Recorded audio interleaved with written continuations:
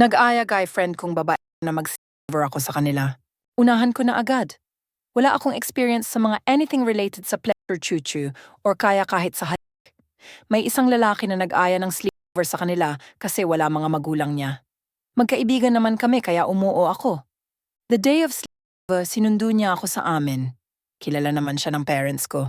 Both po kaming single kaya walang magiging kaso. Lahat yata ng naging gastos sa pag-stay ko sa bahay nila ay kanya.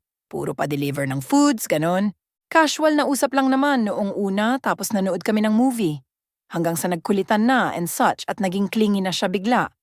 Okay lang naman sa akin kasi may konting crush ako sa kanya. Mga pasado 11:00 ng gabi na, nag-inom kami ng tapos medyo tipsy-tipsy na, ganun. Natapos ata kami mag-aalauna na. Yung pagiging clingy niya nung kadadating ko lang, naging triple. Hanggang sa nag-kiss at laban na. Siya yung first kiss ko. Naging touchy na rin siya.